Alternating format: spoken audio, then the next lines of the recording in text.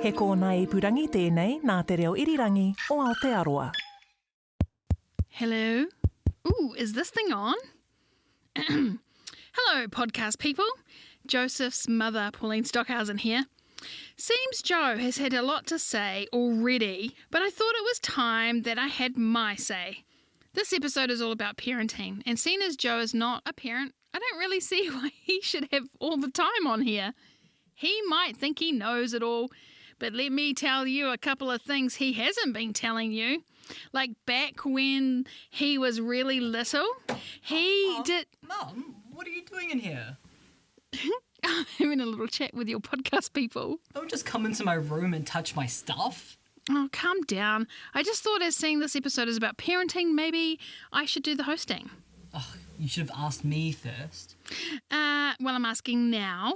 Fine, do the intro, but I'm doing the hosting after the theme song, alright? Okay. Yay! Kia ora, and welcome to Let's Be Transparent, a podcast that follows the journey that me and my son went on after he came out to me. Now, if you're listening because you might have had a similar experience, then hopefully this can be a helpful resource for you. And if you're listening because you don't know where to begin when it comes to all this transgender stuff, trust me, I know exactly how you're feeling. It's still me, nothing's changed. Just little parts of me are rearranged. I'm still here, so are you. We've got so much growing left to do. This is more than just a kid and a parent. Let's be transparent. Kia ora, I'm Joseph Stockhausen, and welcome back to Let's Be Transparent. I've been talking to a lot of parents over the past few months, even parents of kids who aren't in the trans or rainbow communities, well, that they know of. And from what I've learned, parents just want to make sure their kids are okay. It's not exactly a profound revelation, but when there's so much you don't know, so much in the unknown, it could be a turning point. Don't worry, they're still going to annoy the hell out of you and beg you for that new Nintendo and refuse to eat asparagus even though you've secretly been putting it in the lasagna for years and they never noticed. It's okay. None of that's going to change. Married couple Joe and Chris are pretty much the quintessential Kiwi couple. Their suburban home is warm and inviting, with a backyard boasting of children's swings and sports balls across the lawn. It screams young family in all the best ways, but it was screams of a different kind that would challenge them in a way they weren't prepared for. We're Chris and Joe. We've been married for... This is our 12th year. Yeah, 12 years. We met at a supermarket on opposite checkouts when I was 15 and he was 17. Fast forward, in 2014 we had our first child, Hunter, who was a boy. And then, surprise, we got miraculously pregnant with our second, who is Jet. You just need to slow down because there's some key points that you're missing here. So with our first child, I'm going to cut in here. With our first child, we were desperate to have a boy. Like, everyone says it doesn't matter, but the reality is we wanted to have a boy. We had a boy. It was awesome. And then then the second one, when we went for the scan, the 20-week or whatever it is where they can tell you what it was, we both said, like, they asked, do you want to know what gender this child is, what sex this child is? And we said yes. And the radiographer turned around and said, oh, it's a boy. And we both sighed, oh, thank God. And we left after the scan and we turned to each other and said, thank God, because I don't know how I would have reacted if they'd said it was a girl. Then Joe got pregnant with our third child and we had another boy. And so we were wrapped. We were like, a little pack of boys. This is what we wanted, this is what we got. And then, Yeah, so Jet was born healthy and happy. And then shortly after 2, probably about 2.5, she started insisting, like really insisting, on only wearing girls' clothes, which was really foreign to us because we had a house full of boys. Like, I was the only female in sight. And so all of a sudden she's saying, no, I will only wear pink. Started with pink, I'll only wear pink, I'll only wear girls' clothes. It was that point in time where she started choosing and she wanted to wear pink leggings and she wanted unicorns and rainbows and puppies and things like that. At this point in time, I was like, Joe, you're influencing this. You're you know, and I drew a line in the sand and I said, you know, fine, Jet can wear whatever she likes as long as she's wearing appropriate underwear and she's not wearing a dress or a skirt. And we were quite scared and quite protective of her at that time. We were, it was all unknown. We didn't know if this was a phase or if this was what it was. So we were. And then once she hit 3, she just kind of just went, nah, no way, no how. She wants the full noise, pink, bright, unicorn, rainbow, the works kind of. And that was, I guess, her pushing back on us. Yeah. It was her decision, but our families didn't necessarily see it that way. I mean, Joe's family was quite receptive to it, but my family was a bit unsure about it, uneasy about it, and they would still buy boys stuff. Or even overly masculine stuff. Yeah, to try and, this is really cool, wear this. Yeah, we had some friends and family saying, or even strangers are like, assuming that we're putting that on her, like that we are dressing her because, she's 3, we should be able to tell her what to wear. Yeah. And I often say to people, you're welcome to come to my house in the morning and try and get her into boys' clothes because she will not. She will not. She would rather walk out of the house naked than wear boys' clothes. Like, it was a fight. And why? Why am I fighting her on this? If she wants to wear pink, why not? But then Jet turned 4 and her wanting to wear dresses and grow her hair out turned into something else. Just a warning here that we're going to feature some audio that is distressing to listen to, but we thought it important to feature. It came to a real peak where she was really, really upset and talking about self-harm, and she was really depressed in herself. And that's when we kind of realised that we were doing something wrong. You did. I realised. I was still in denial, and Joe took a video and showed me it. Like, this is what Jet's been saying, and she was hysterical. What's up, my darling? I want to be a girl. You want to be a girl? I love everything about a girl. Do you?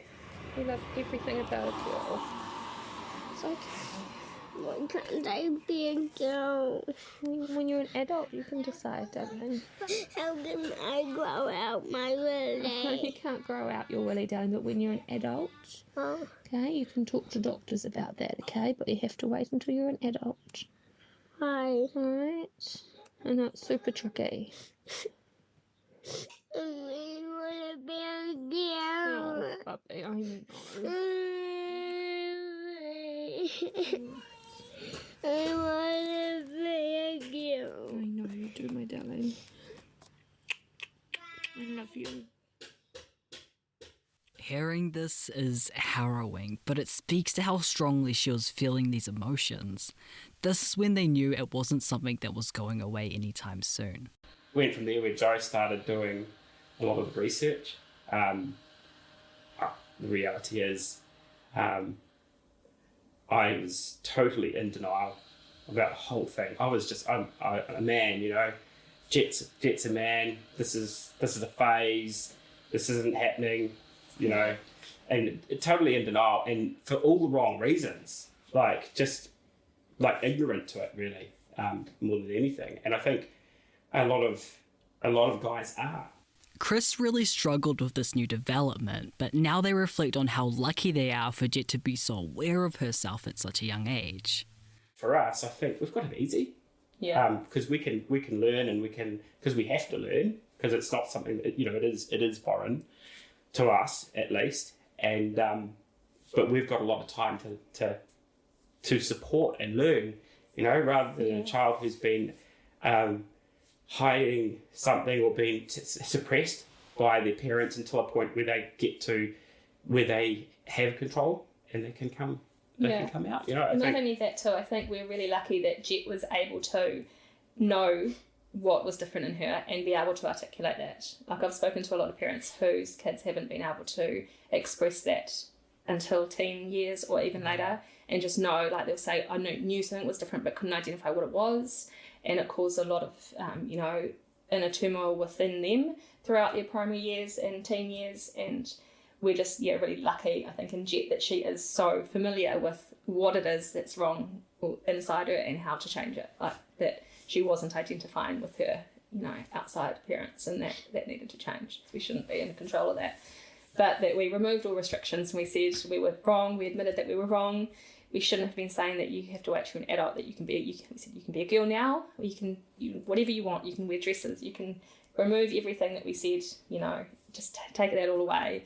Said if you want to be in she and her, we can do that now. You can do anything you want. The only one thing you can't do is remove your penis yet. Like that, it still has to wait till an adult, but everything else we can do. And so the very next day I took it into Kmart, and we stood there in the clothing aisle, and it's gender split. Like the boys are here and the girls are here. And we stood right in the middle. And they said, you can choose anything. I was like, you need a summer wardrobe, so you can choose anything. From any side, just clothes are clothes, no gender, just... And she's like, really? I'm like, yeah. She's like, even a dress? I'm like, yes, even a dress. And so she ran off, and she chose a dress, girls' undies, girls' togs, which are all the things we had said no to. Mm-hmm. And she was just beaming, like absolutely beaming. And she put the dress on. Oh, I'm going to cry. She put the dress on, and she wore the dress home. And in the car on the way home, I was crying, and I was scared. Like, I just looked at her in a dress, and she was so happy. And in that moment, I knew that this was forever, and I knew that it wasn't a phase, and that this was right for her. But I was so scared of what that meant.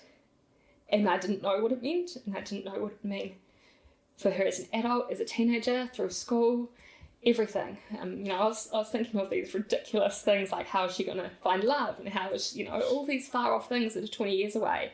But in that moment, we're right there, and just seeing her in a dress just brought all of that, right to the front of my mind. And it was hard. It was really hard. And I masked it. Like, obviously we're driving home, so I'm driving, so she can't see me, so I was just crying as we were driving.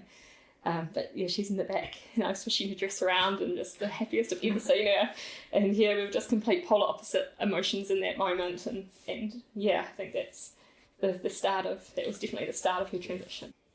The day after that Kmart trip where Jet chose dresses, we had a 4-year-old's birthday party to go to, and Jet wanted to wear her dress, so it was her first public outing as a girl.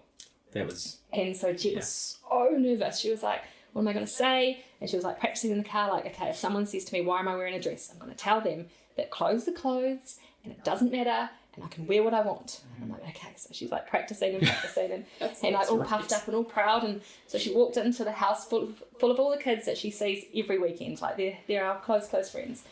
And so there's like 10 kids around her, and she's like standing there in a dress, like, and like no one even, they're like, hi Jet. And she's like, yeah. And so awesome. She went up to one of her friends, she's like, I'm wearing a dress. And she's like, okay. And she's like, because clothes are clothes. And everyone's like, okay. Like, they didn't even care. They were just like, whatever. Awesome. And so it was just a total non-issue. That Christmas, Jo sent out a mass email to all of their whānau telling them that Jet changed her pronouns, and they got a good reception from most of their family and friends. But that word phase was still being thrown around. Everyone just kept saying it's just a phase. It's going to be a phase. Yeah. Phase. Like, this was thrown around so much. And I said that in the support group that I found. I mentioned that. I'm like, I don't know what to do, because what if this is just a phase, and we tell the world that she's a girl, and it's 2 weeks later she's a boy. And one of their parents said to me, she's like, so what if it is a phase? Don't you want to support your child through that phase? And I'm like, yes. Like, of course I do. And they're like, well, then why would you, even if it's a week, if it's a year, if it's 10 years, why aren't you going to wrap around them and encourage them and support them? Hearing how open and honest Jo and Chris are about their journey is humbling. Their ability to be so transparent about it is a skill I know other families want. Both of them wanted to know so badly that their little girl was going to be okay, that she's going to be loved and find her own family when she grows up.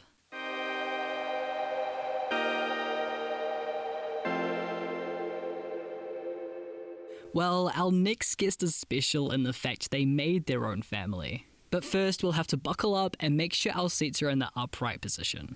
The flight time to Dunedin, 1 hour and 45 minutes, and we'll climb to a cruise altitude of 36,000 feet.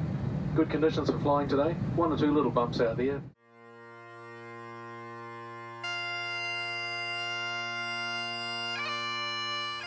Dunedin in July. It's bright outside in the southern bowl-shaped city, but perpetually nippy. Halfway up the bowl among narrowed streets, we're invited into the home of Scout Barbara Evans. Scout is transmasculine. This means they were born female at birth, but transition later to better fit their gender identity. They're also a parent. Kia ora, my name is Scout. I use they, them pronouns. I am a single parent down here in Dunedin. At the end of 2017, I had my top surgery. So this was kind of the last tick box that I needed to feel comfortable enough in my skin that I could then go through something that was going to be uncomfortable and dysphoric for me. Yeah.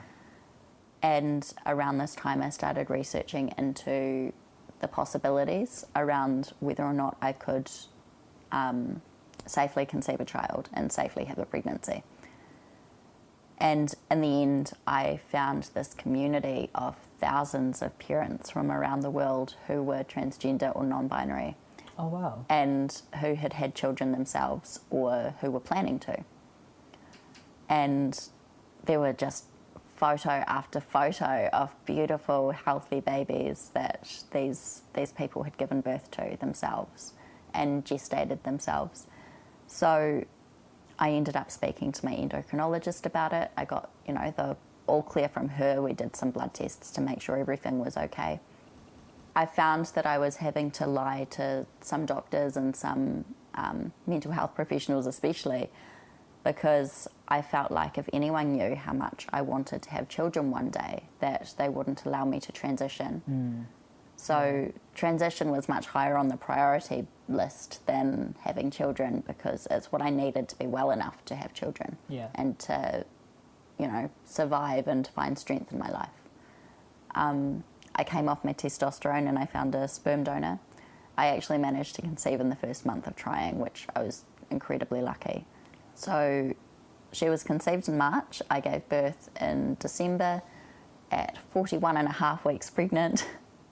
It was a very long road. I vomited every day until 41 and a half weeks pregnant.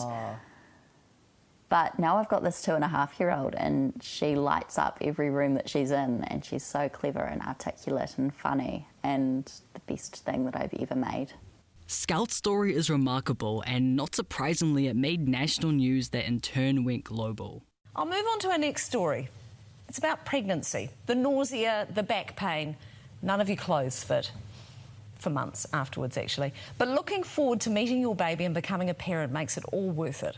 It's no exception for pregnant Dunedin student Scout Barbara Evans, except that in Scout's case, the baby Scout's carrying will call them Dad. Because of Scout's media attention, other trans parents as well as parents of trans kids have reached out to them. It's that scary realisation when you're a parent that you don't actually have every tool. You need to ask for extra help, and you need more people within your parenting journey to provide that correct support and guidance to a young person. Our trans young people are going to have those exact same feelings and fears as they get older as well. It's about getting them to the point that they're able to do that parental worrying. There are so many trans adults around the country who are fighting every single day for the lives of your children to be better and for access to the services that your children need to be able to thrive as adults. And we are thriving now, and we have fantastic lives with fantastic families and fantastic villages around us. So there is hope, but it's going to be really hard for a while. It's not always going to be that way, and there's always an after to the storm. Scout literally embodies what it's like for transgender people as well as parents, and there's an overwhelming similarity. All of them are nervous for the future, protective of what other people will say, and wholeheartedly want their kids to be their best selves. It's my belief as a parent that my daughter is everything that I want her to be now.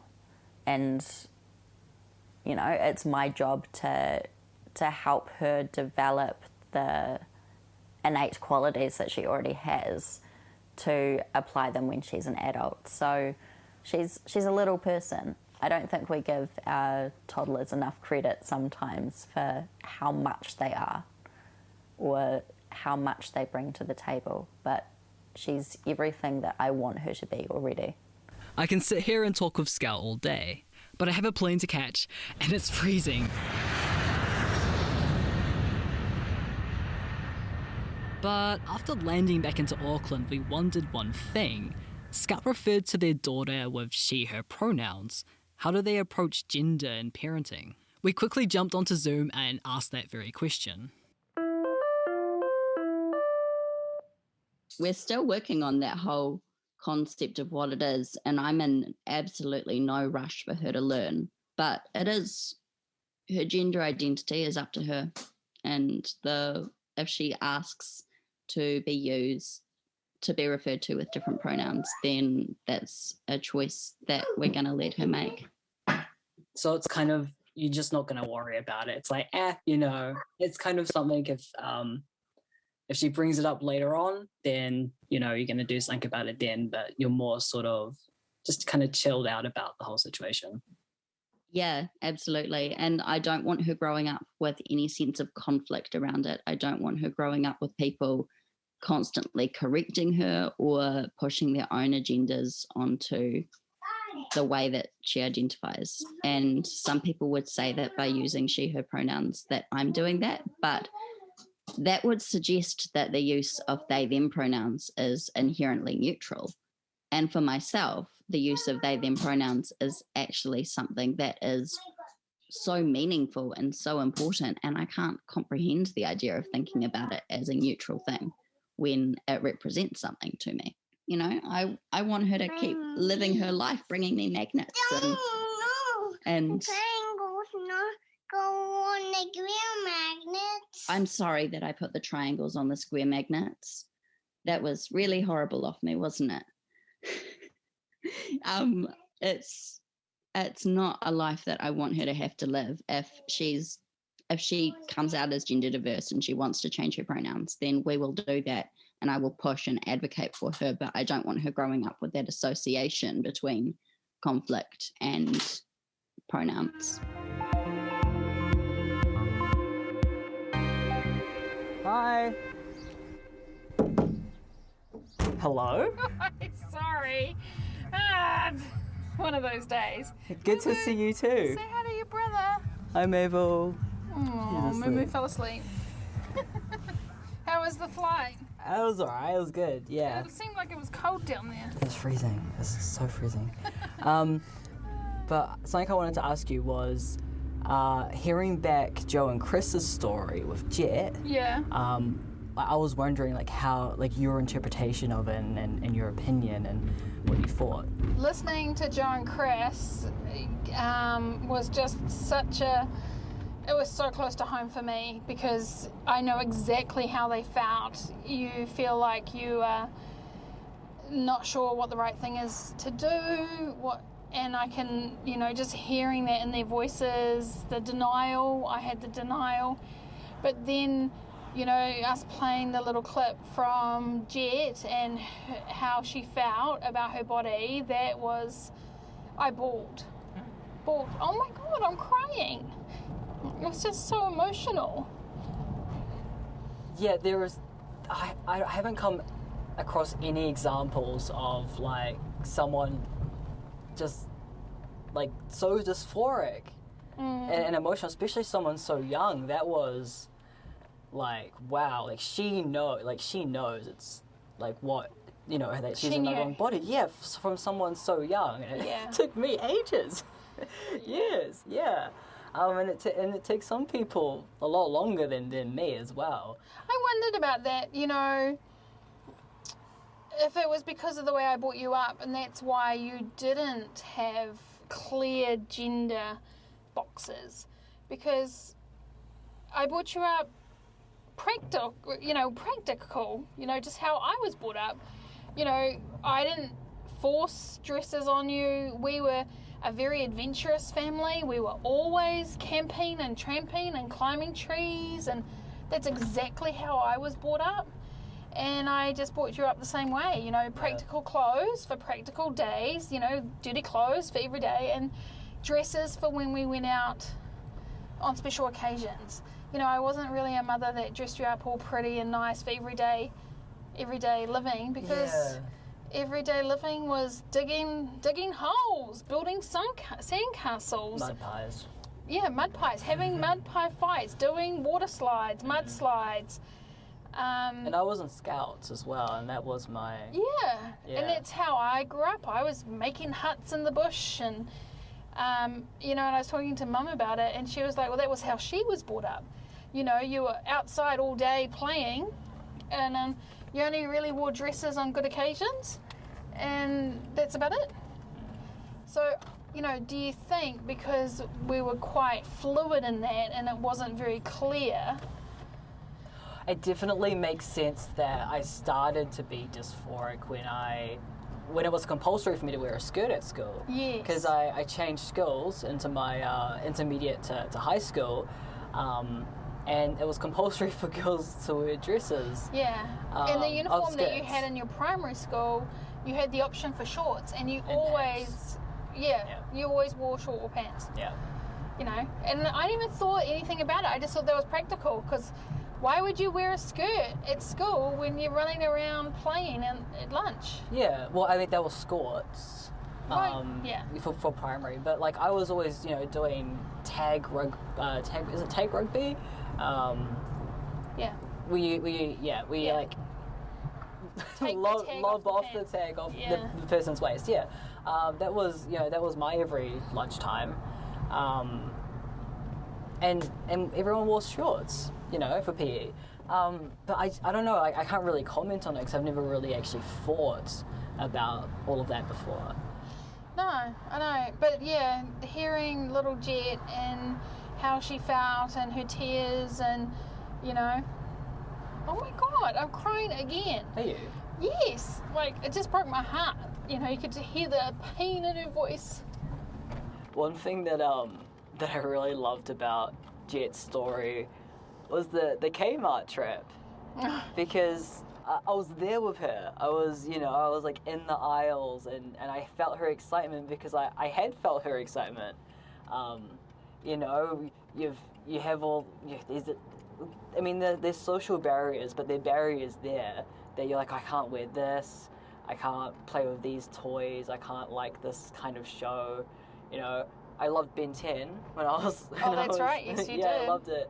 But I got so many comments from people that it was weird that I was like a girl liking Ben 10 so much. Oh, really? Yeah. That's so funny. I never actually thought that was weird that you liked Ben 10. Me either. But yeah, everyone was just, that's kind of weird. But I mean, you know, with Jet's story, I just remembered being in my own Kmart story, which happened at the warehouse. And it wasn't as exciting as hers, like I didn't have as much fun. But there was definitely that feeling of like, okay, well, I can actually choose anything I want now. Yeah. And that's a part of transitioning that's actually really fun, is that you get to experiment with stuff that was kind of hands off. Like it was, you know, you're not to, you know, okay, I have to avoid these things, otherwise people start thinking stuff. But now you're out and experimenting, and that's like a really awesome side of transition as well. Well, the great thing about that as well is you start to figure out your personality. You know, what clothes do you like? What do you wear? What do you suit? Yes, that's right, darling. You know, so what I loved is seeing you try on all these different, you know... Styles. Yeah. Yeah. Yeah, and now we've got Farmer Joe. It's not a aesthetic I strive with his red for. gumboots, people. His red gumboots. Sexy red gumboots, which he wears to the supermarket. It was raining. No shame. No shame. So what we heard from Joe and Chris, and then what we heard from Scout, something that kind of, you know, they're very different because first Scout's trans, as a trans parent, you know, haha, pun, but also the fact that how, you know, when it comes down to it, how they're both, how Joe and Chris is raising, you know, their kids and how Scout's raising their daughter. It's very much just, they have the same hopes and fears, really, as parents. And that resonated with me because I'm like, oh, wow, because, you know, you now have another child, you know, who's growing. And so what have you learned about gender and, you know, from my, not just from my childhood, but from my, like, coming out, and now you've learned all this stuff about gender has it like changed anything for you when you're bringing her up? I think when I brought you up, you know, it's not like you think about gender, you just automatically do what everyone's done in the past. You're having a girl, you buy pink. You're having a boy, you buy blue.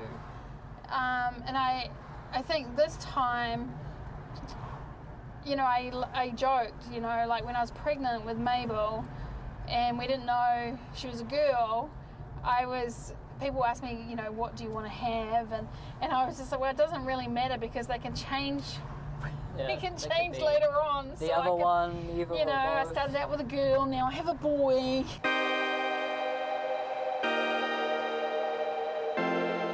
I may not be a parent at the present time, but I can really understand that ultimately all the thoughts and feelings are all about making sure that your kids are going to be okay. For some parents, they have no idea where to start and perhaps out of fear put it in the too hard basket and pretend like it's not there.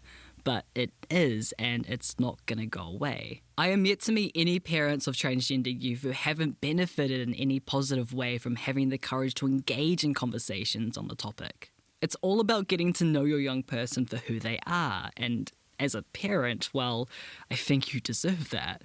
You made them after all. Join us in our next episode, It's All About Perspective, where we talk about gender in identity with some of our Māori and Pacifica whānau. I'm excited to announce the final episode of the season is going to be a live record that puts your questions to our guests. So send your questions to joseph@transparentpodcast.nz. Also sign up to our website where we'll let you know how you can come along.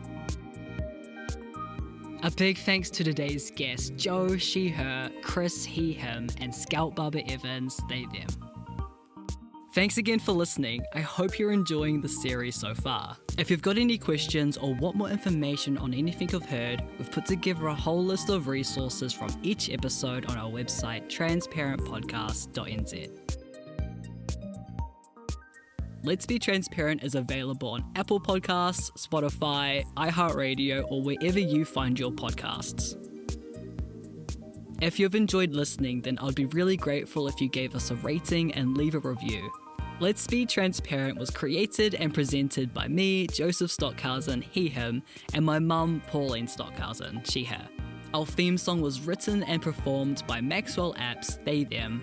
The executive producer was Tim Watkin, he, him. This podcast was produced and made by the team at Motuehe Group for Radio New Zealand. Also, huge thanks to Radio New Zealand's Liz Garton, she, her, for all of her awesome advice putting this all together. This is more than just a kid and a parent. Let's be transparent.